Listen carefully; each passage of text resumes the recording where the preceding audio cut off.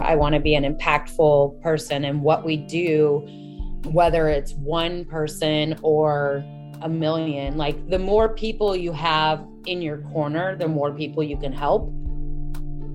Welcome to Flip Your Script, the podcast about life's critical turning points and how people find the inspiration and motivation to move forward and rewrite their unique stories. Flip Your Script is produced by Media Minefield, a public relations firm passionate about the power of sharing stories. Specializing in earned and social media, Media Minefield helps clients take control of their unique story and message. The show is hosted by Kristi Piehl, founder and CEO of Media Minefield, who flipped her script from an Emmy-winning journalist to a successful entrepreneur and speaker. When we get our pictures taken, oftentimes there are things we don't want people to see. The balding hairline, the blemishes, the teeth that aren't quite as white as those strips we thought would make them. Photographers are often tasked with fixing and editing and making everything look better. One woman who is flipping the script and saying, not let's just see all the things, let's celebrate them. Annette McNamara, welcome to the podcast. Hello, good morning. So what you're doing is so interesting because so many people, and we're in the holiday season when families are getting their photos taken and make sure the kids are looking perfect and the outfits match and the makeup is ideal. And you're saying, you know what? I'm not sure that's the right approach. How did you get to the place as a photographer where you decided to think about images differently? I think it's been kind of a combination of my entire career. One, I'm not a big fan of Photoshop, and I have a really hard time sitting down and doing all that stuff anyway. I think people can do some amazing stuff with Photoshop. Me personally, my ADHD and everything else doesn't really allow me to do it. I also, in 2018, I had this thing where I just was like, wow, you can have all these beautiful people in front of you, and no matter who they are, they always have something wrong, whether it's, can you fix my nose? Can you make me look thinner? Can you fix my hair? Moms hide behind their kids. It's just kind of over the course of 10, 15 years of being a photographer, I was just like, wow, I just want to do a shoot that doesn't have any filters, no Photoshop. It's a straight on shot. None of this angled from above look. And yeah, it started with just a photo of me that I was going to do, and started telling other people about it. And they were like, I want to be part of that too. So not all of my photography has no editing done to it, but this specific project doesn't. Are you surprised by the reception that it's received? Oh, every day. Yes, absolutely. It's literally the coolest thing I've ever done. Which is so mind-blowing because most people would say, what's your best image? And expect you to show a photo that has been all the altered. I mean, all these things that have been changed. And occasionally we see these things on social media or in magazines where the original image of a celebrity and then the altered image, and they're so different, you probably wouldn't even recognize them as the same person. And you're saying the opposite. My best work is my unaltered, unedited work. I would say they're two totally different things though. Like if I'm doing an album cover for a band or a family shoot, family shoots, I really don't do a whole lot of editing too. But if I'm doing like a big magazine cover and all that, I have a retoucher who's going to retouch those to me. I will never retouch somebody to where they don't look how they do though. So even when I photograph real estate agents or insurance agents or stuff like that, sometimes people will want the wrinkles removed. And I'm like, you need to look like how you do when you walk into a room. You can't be 20 pounds lighter and 20 years younger when that's not how you look. Like, you need to be okay walking into a room looking how you do in a photo. Now, the Beautiful Strength project is a whole project on its own. So it's a one and done, single shot, letting people express themselves. Those have no Photoshop to it. So those are definitely different things. So I can't say that somebody's favorite image that I've taken in general is something that hasn't been retouched or Photoshopped. But what's cool about this particular project and why I think people are loving it is that it gets people in their raw state of life. It allows them to be them. It allows them to share their vulnerabilities and the things, their flaws and their scars and their imperfections, but still be told you're valuable. And I think that's why this particular project is so important and so heartfelt. It goes beyond that I'm doing, something that's creative, but it's so simple. Like it's stripping everything away and it's just the photograph of the person. What's it like to be on the other side of the camera when someone knows that they are going to be fully seen? Are they nervous? Like, are they like, oh, I don't know about that? Or are they?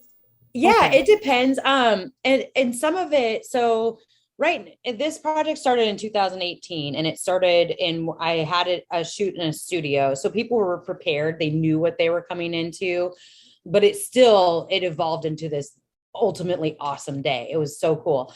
And then I went to gyms and I went to houses and I set up a backdrop in my apartment.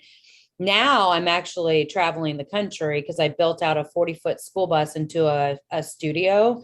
And so sometimes people will come up to the bus thinking, oh, it's a schoolie, it's a converted bus. And then they come inside and they're like, whoa, this is way more than just a schoolie. It's a photo studio. And now all of a sudden we're sitting and we're talking. I call it the 2-hour bus because people come in and they sit and they talk and we get vulnerable and I keep saying that word, and I know it's a hot topic word right now, but it's so important.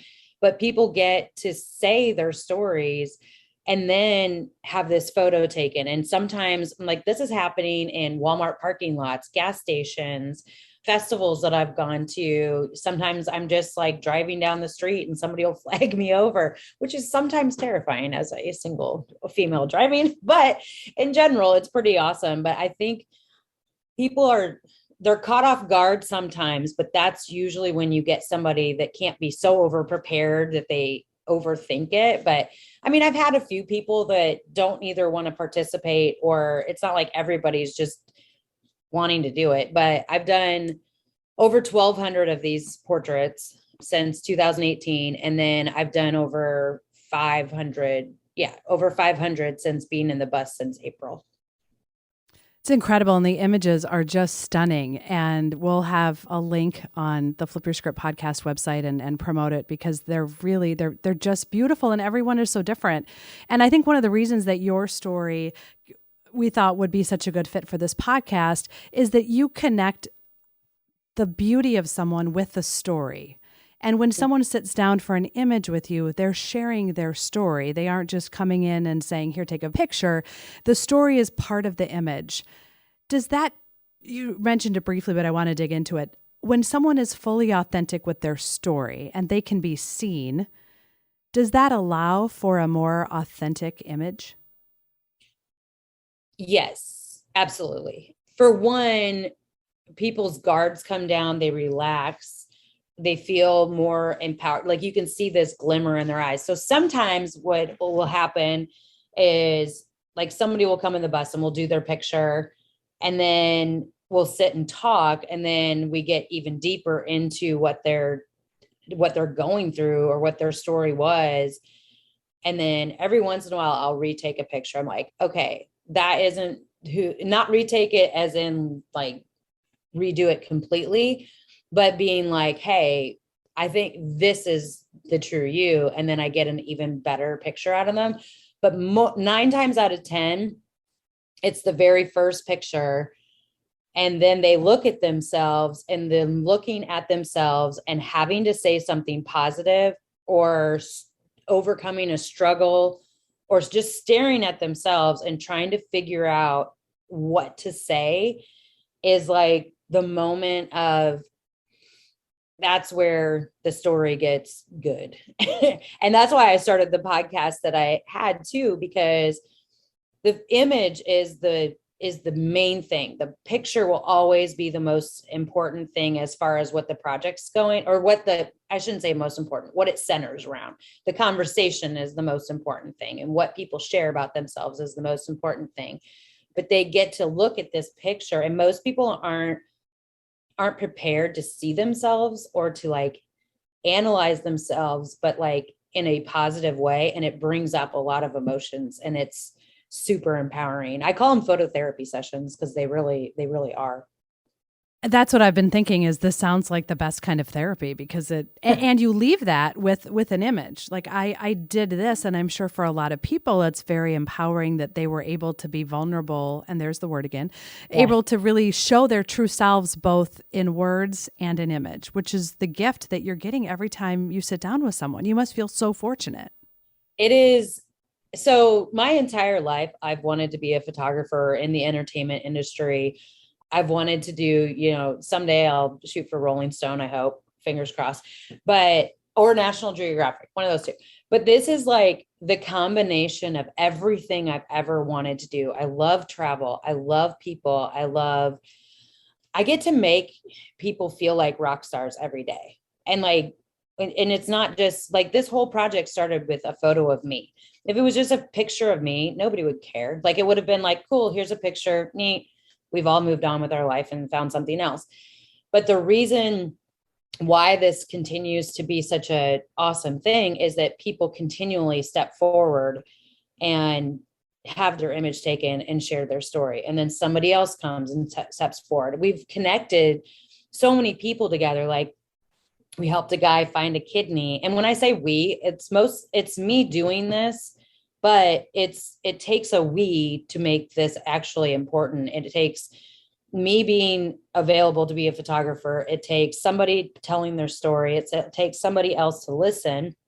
And then those people also are validating these people's importance and their value. So yeah, it's like a whole big, huge project, but it is like, it's everything I've ever wanted all in one. And some days that can be overwhelming. And other days it can be like, wow, like I can't believe that that's what my life is. So I'd like to reverse back to the kidney. How did you help someone find a kidney? Really, I didn't do anything. I was the person that was there to listen. So I had posted a video. That kind of was an overview of what we were doing. And somehow this lady saw this video. I don't even know how, because we're not connected through friends, but she saw it on Facebook and she messaged me at like 6 a.m. And I'm not an early morning person. So I happened to be up that day and she messaged me and she was like, hey, my husband is in, I think it's stage 4 kidney failure. Is there any way we can get on your podcast? And to me, I was like, nobody. I'm like, I think at the time, maybe 3,000 plays. Like, I wasn't a big deal. I still don't think we're a big deal. I mean, we're a big deal of what we're doing, but we're not a big deal as in like followers and numbers and all those things. And I was like, actually, I have some time at 10 o'clock if you want to come. And they came to my apartment. They sat down. I put them on the podcast. I put the podcast up that day. And within 24 hours, they found a donor. And it was a connection of a person that they know and a friend of theirs. So there was it was just the right time. Like this person needed to hear this message at this time and commit to it. And then they ended up being a match. This was in February of 2020. And then the recipient was in Nashville. The donor was in Arizona. And COVID happened. So a lot of stuff was kind of pushed back and a little strange, but they ended up doing the kidney donation in April of 2020. So he just went through a year. He's doing amazing. Like he's doing awesome. And his wife, so the girl who called me ended up having breast cancer she got diagnosed with breast cancer last March. She had her mastectomy on my birthday, which is March 8th, which is also International Women's Day. So I do a series every year. I started it last year, but I do a series called Glitter Tits, which is a combination, it's a sub-series of Beautiful Strength. And that one is we put glitter and paint on women, on survivors. We do a fundraiser every October. So she was able to participate in it this year. She had a mastectomy. She's doing well. So yeah, it's this huge ripple effect that is happening with one person tells their story. Like we've connected amputees to other people. I don't know what it's like to be an amputee. I'm not a veteran. I'm not a person with terminal illness. I'm not, a paraplegic athlete, but all of those people are so interesting to me. Like anybody's interesting to me. Everybody has a story. So no matter where I go, there's somebody to talk to and photograph. And you talked about something that is so important is impact. People can share their story just to share their story. And we see that all over social media with no real intention. But what you're doing, wouldn't you rather have the kidney story or 1 million followers? Oh, hands down, I'd rather have the kidney story. I always say, like, I know people are wanting to be influencers these days, or that's kind of like I don't know. I want to say it's almost like a negative word. And I have no desire to be an influencer. I have a desire to be an impactor. I want to be an impactful person. And what we do, whether it's one person or 1 million, like the more people you have in your corner, the more people you can help, the more financial support you have, all those things, the more people you can help. It's just, but it doesn't matter, like, if it's 1, if it's 5, like we fundraised last year. Well, I guess it would have been in March, not last year. Geez, 2021 is almost over. We fundraised last year to get a wheelchair. So a guy that I met through Facebook is a paraplegic in Georgia, and he was an avid hunter. He was really active, and then he was paralyzed, and the wheelchairs that he had didn't do what he wanted them to do.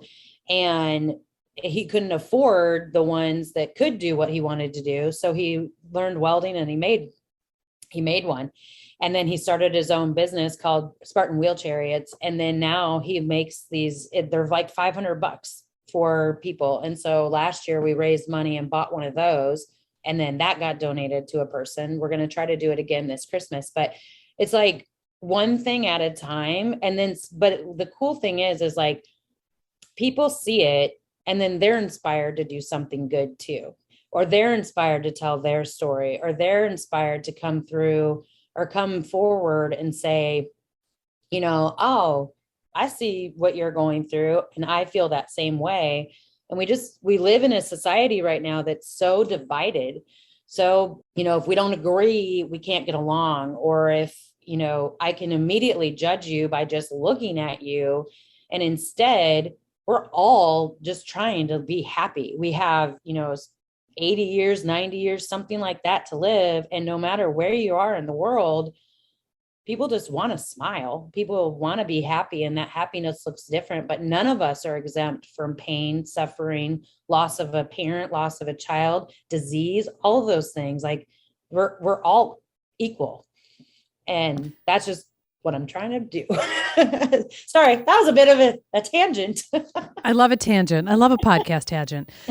And this started you talked about the impetus of it all in 2018, of seeing what you'd seen from taking different people's photographs and wanting to do something different.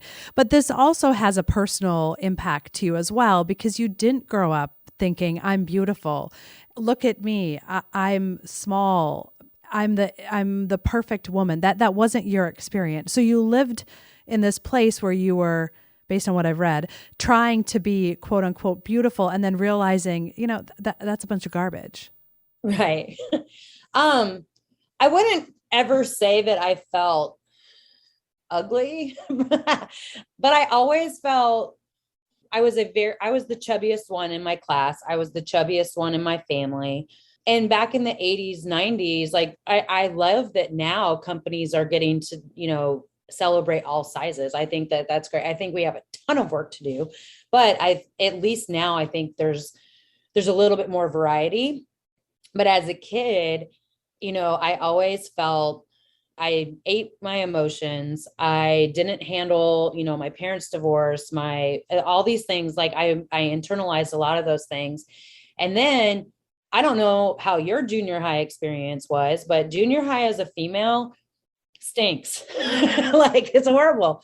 And thumbs down. And I have no idea how we can fix that. Like, I would love to do some programs with junior high kids, because there's something about junior high girls. They are just mean, and it's hormones, and you're trying to, you're going through those awkward stages and whatever. But yeah, as a kid, I didn't feel like I was the best because I was heavier. And then, that kind of went into my college years, my adult years, all those things. Like, I just always had this body image issue of, I don't look like the people on TV. I don't look like the people on magazines. I don't, maybe that's why people don't want to date me, or maybe that's why, whatever reason. I just always thought it had to do with my image. I was also a theater major, and, I got told, oh, you're never going to be a main person, but you could be somebody like a George Costanza. And I was like, what the heck? I'm like, not that he's not funny, but I was like, okay, out of anybody, but thanks. Or I got compared to somebody else, and I can't remember even who that was. But there's just always been this thing with weight. And so that's kind of what started all. And then when I got to be 30, and I went through a divorce, which lost a bunch of weight right there. And then all the bonus. No, right, just kidding. bonus. That was a bad joke. Yeah, it was the right divorce for me. And then I started working out, and I got really thin. I got thin, but this, whatever test those things are, still said I was obese, even though I was like 18% body fat. I weighed 165, but I was still considered obese. And then I had a guy tell me I needed to stop working out because I was starting to look like the Hulk. And I'm like, I didn't at all, but I lost all my chest, everything. So then I was like, okay, cool. I'm going to get breast implants. And I just constantly was changing things to my body to make me what I thought would make me feel better. And it didn't change anything. It just changed the appearance or how other people saw me first, but it didn't internally change anything. So then I've gained weight, I've lost weight, I've done all those things. But then as being a photographer, I was like, you can have, the Gisele Bundchen.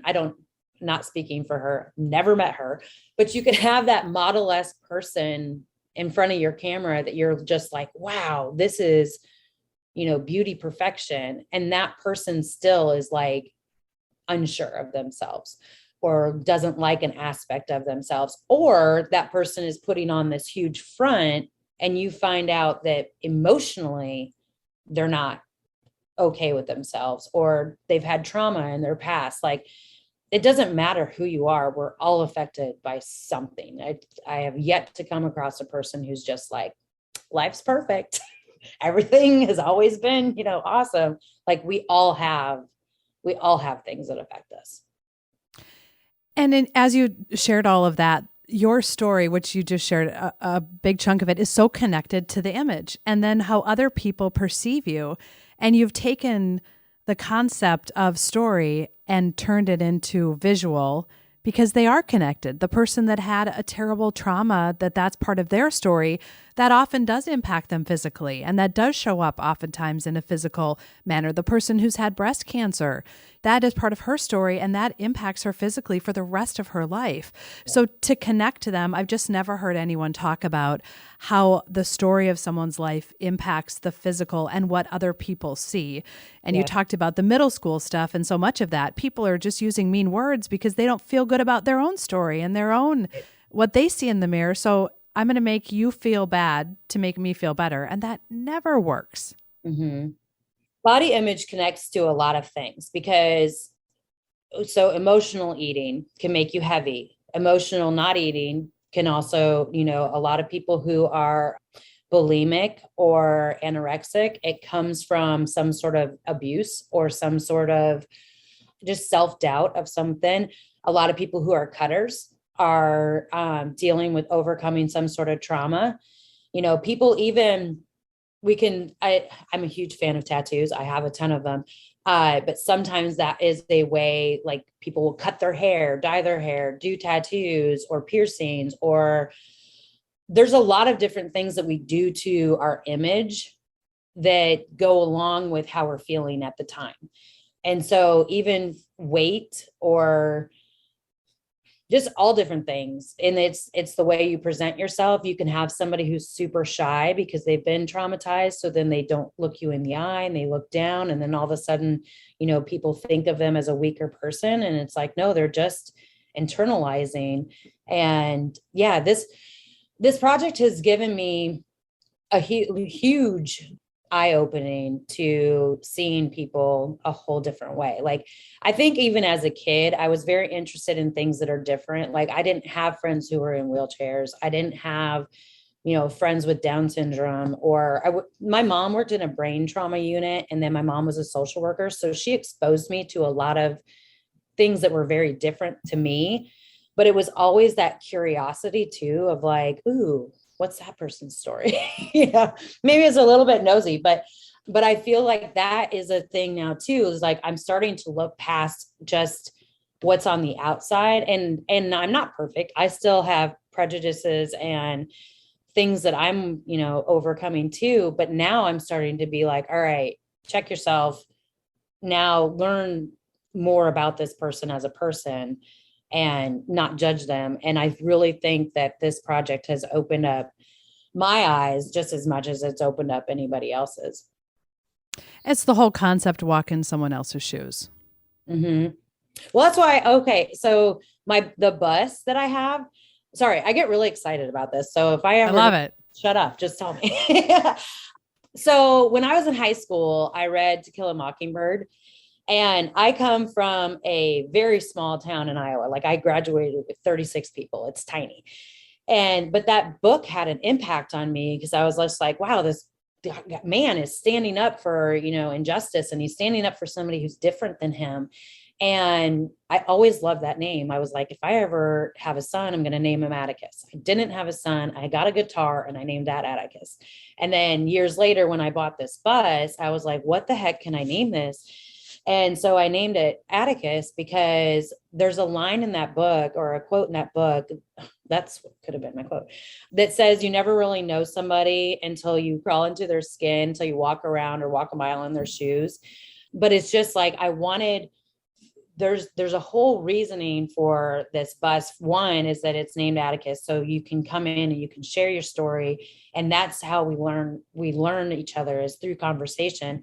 But it's also, I think it's cool because a lot of trauma or things that kind of affect where we go in life happen in middle school and high school when you would ride a bus. And now here you're like having this opportunity to heal in that same space that's different. I was hoping that that's why the bus was named what it was named. I'm an English major. I love lit. I love words. So I did find the quote. Okay. So this is what Atticus Finch tells Scout. It's in chapter 3, in case you're playing along at home. You never really understand a person until you consider things from his point of view, until you climb into his skin and walk around in it. Yes. And your project is climbing around in it and walking around in it, and then translating it into what you see, what that looks like. And everyone's climbing around in their skin shows up different, and there's beauty in both, in the story and the words and the experience and the context. And I'm curious how many people have shared their story with you on the bus or in your apartment or your studio and have said, I've never shared this with anyone else. Oh, I've lost count, but it happens a lot.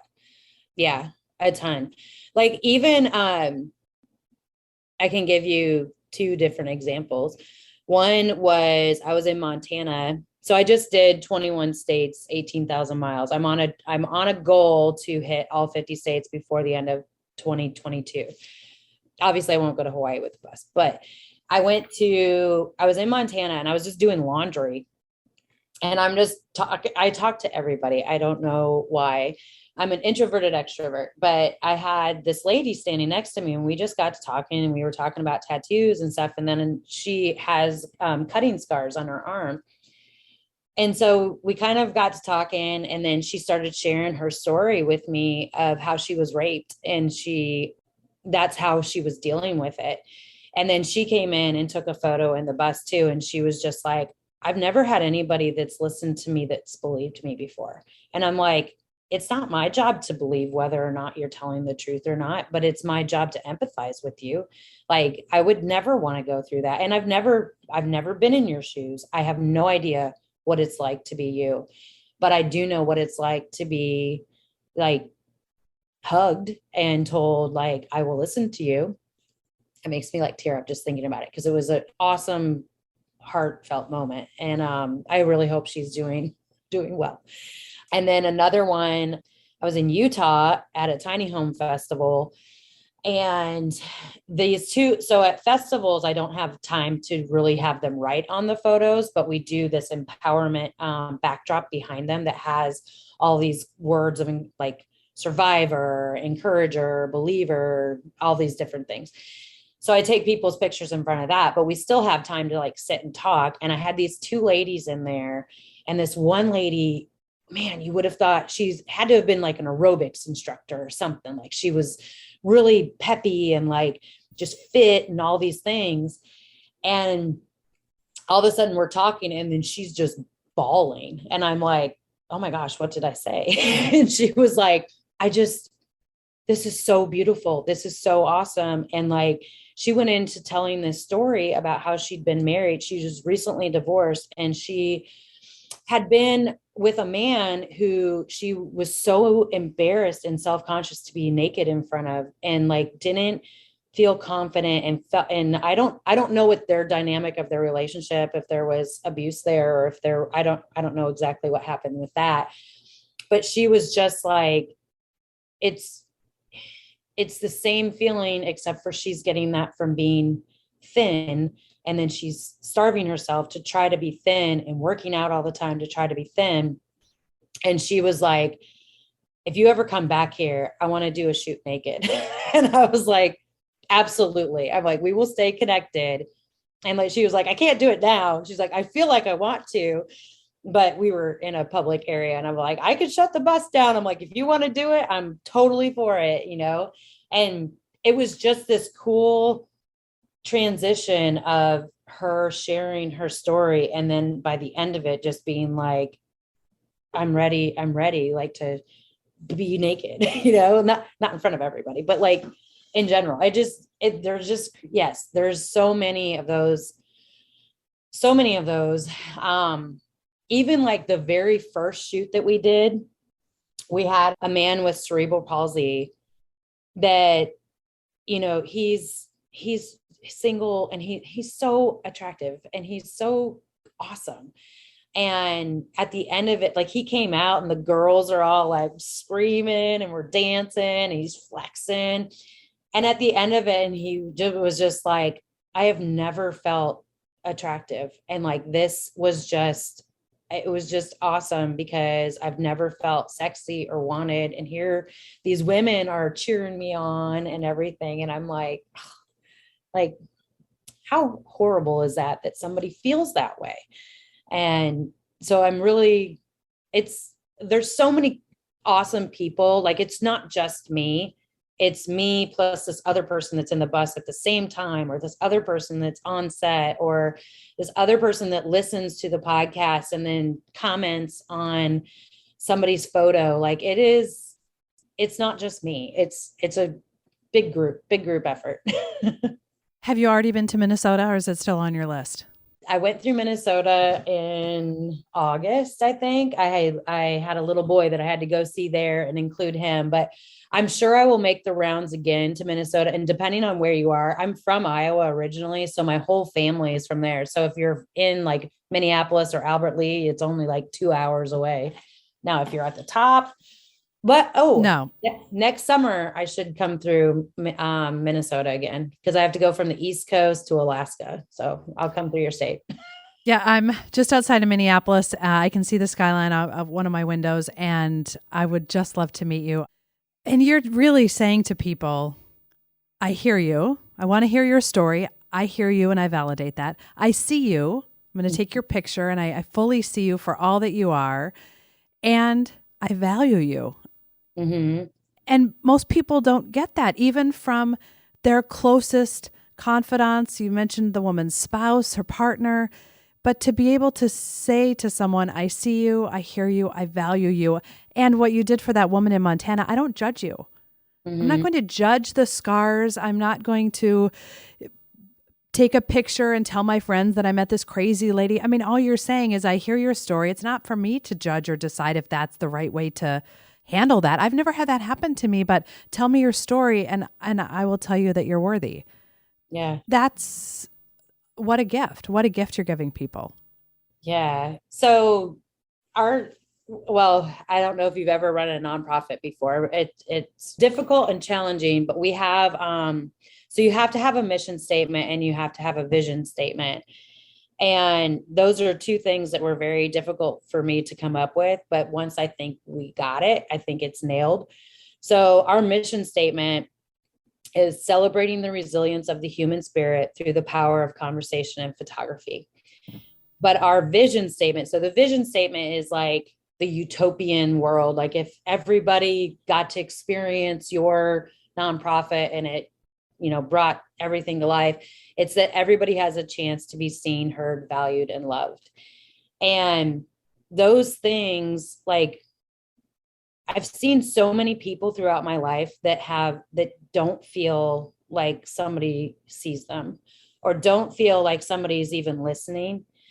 And the valued is a big thing too, because everybody has some sort of something valuable about them, some sort of contribution to the world. Like it doesn't matter who you are, you have something to give to the world. And loved, like this is video, you can see it, but I'm above my collarbone, it says Amave, which is I loved. Sometimes people feel like love you have to be married, or you have to be family, or you have to be a parent or something. But love just means like you can love your neighbor. You can love humanity. You can show love to other people who aren't necessarily your blood or aren't necessarily, it's almost like another way of showing respect. Like respect and love are very, very, very close. And I work a lot with the LGBTQ community. I feel like they're a huge group that has struggled a lot with all of these things. I'm wanting to work a lot with the Native American community. I feel like they're kind of a left out, like we tend to push stuff under the rug and forget about it. There's the homeless and mental health and foster kids. I mean, like the cool thing about this nonprofit is that anybody can participate. It literally, like most nonprofits have a niche, and this is like, oh, you're a person, you qualify. That can also be overwhelming, but there's so many people that can be served.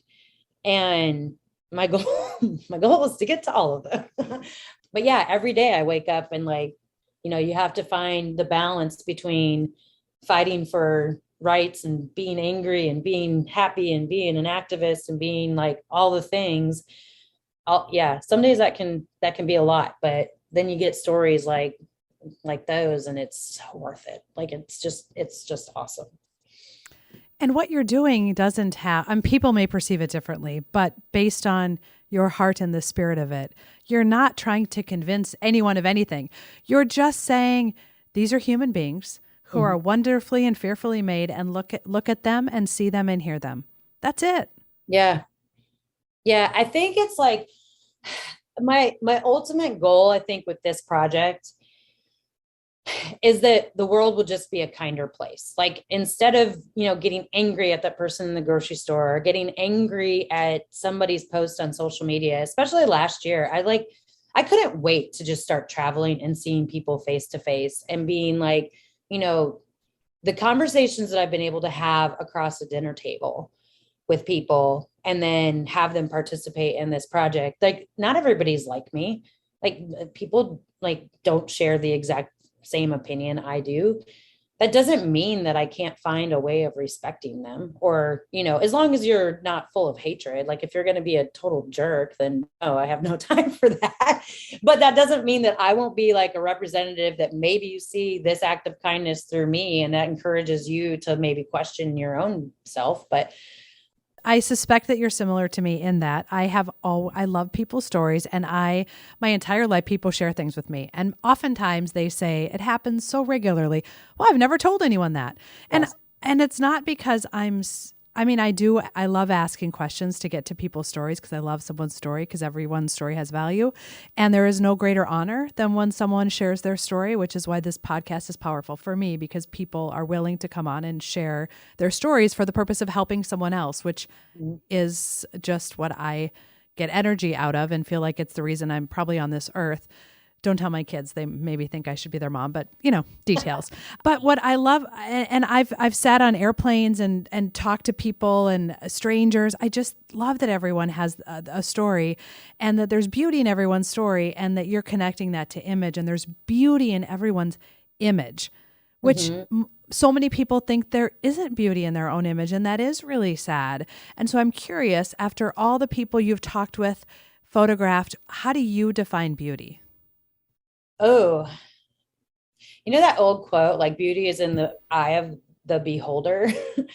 I'm not exactly sure what they meant by that, if it's in the person seeing that, but beauty, and to me, is being able to find yourself beautiful, being able to find the beauty of realizing that, the way that your cheekbones are, the way that your forehead is, or the way that your posture, everything else makes you unique. And so just because one person doesn't find it beautiful doesn't mean that somebody else won't. You just haven't found your person, or haven't found your time frame, I should say. I was like, geez, I'd be a goddess if I was in the Roman times, So it was like, I was born in the wrong time. But like beauty itself it's so subject to whoever the person is. Like you can have the craziest piece of artwork and somebody thinks it's beautiful, and thinks it's valuable, and spends tons of money on it, and another person would throw it out or put it in a garage sale. Like you can't justify yourself being beautiful or not just on your own, like just on everybody else around you. It has to be internally first. And if the people around you are saying you're ugly, you're broken, you're flawed, and not finding the beauty in the brokenness, you need some new people around you. Yes. How many people live in homes where they're told that they're ugly, or they're fat, or they're small, or they're whatever. And it's just such a hard way to live. Yes. And that is also, that right there is also why teachers, coaches, any type of thing, because a lot of this starts at childhood, and you never know what is happening behind a closed door. Some parents are really crappy. Some, siblings can be really crappy. So like the people who can change, well, anybody can change it. You can walk down a street and compliment somebody's shoes, compliment somebody's hair, be kind. It's not hard. Like you can find something awesome about somebody, and light up. You can see the difference when you compliment somebody, the change in their eyes, the twinkle, like it just automatically comes back. And not automatically, but whatever, it happens. But like these like kids, like my sister is a kindergarten teacher, and man, she is a saint, because it starts, you can tell the kids at 5 who are going to struggle. You can tell the kids who aren't going to have the best life, but that means they need somebody that believes in them, that tells them they're beautiful and they're worthy. And that can be a teacher, it can be a coach, it can be a grocery shopper, right? Whatever it is.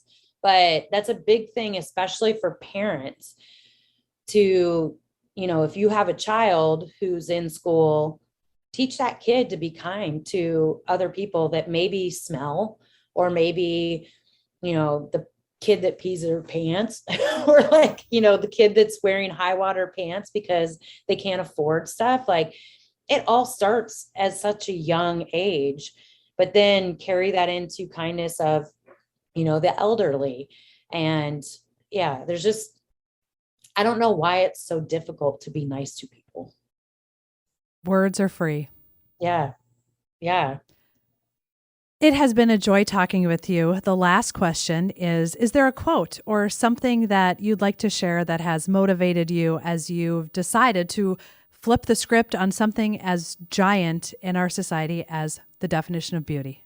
Yeah.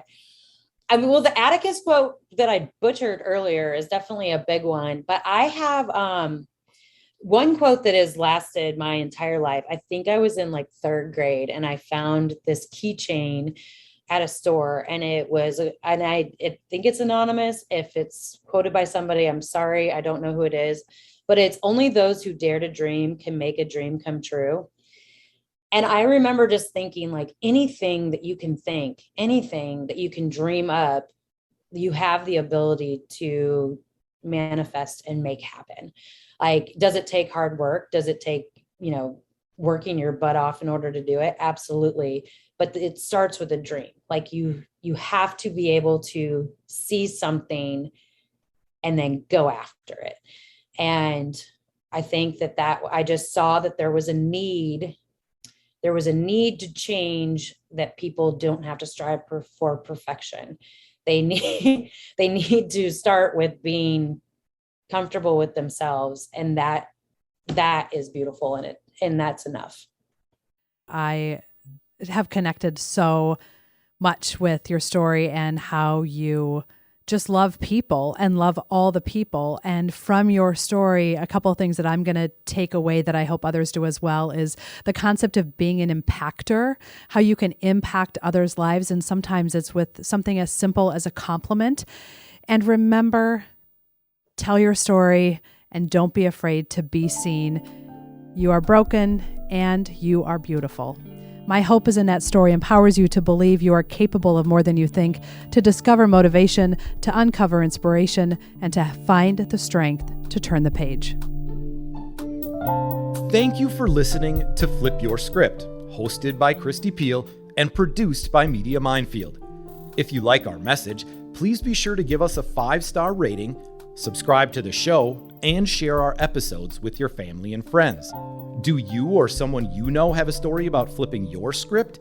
We'd love to share it. Contact us on our website, flipyourscriptpodcast.com. To stay up to date on all things Flip Your Script, make sure to follow host Kristi Piehl on social media. You can also check out the website for pictures, resources mentioned in the show, and other great episodes.